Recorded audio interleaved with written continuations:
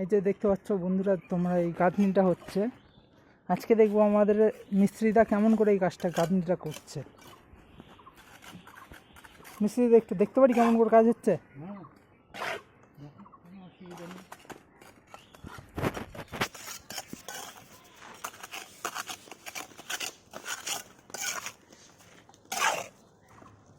এই যে বন্ধুরা আমাদের মিস্ত্রিরা কাজ করছে। মিস্ত্রিরা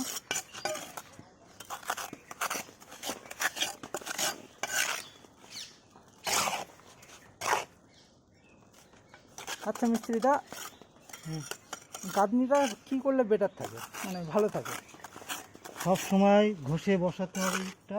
আচ্ছা, লাইন দেখে নিতে হবে কতটা কী খাচ্ছে, বুঝে বসাতে হবে।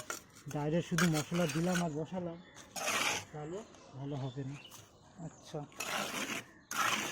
মানে এই ওয়ালটার যে লাইফটা বাড়াবো কীভাবে?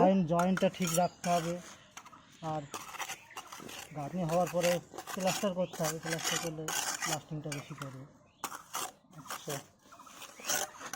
ঠিক আছে বন্ধুরা, তোমরা তো দেখতেই পাচ্ছ মিস্ত্রিরা কথা শুনলে মিস্ত্রিরা কেমন করে কাজ করছে দেখতেই পাচ্ছ।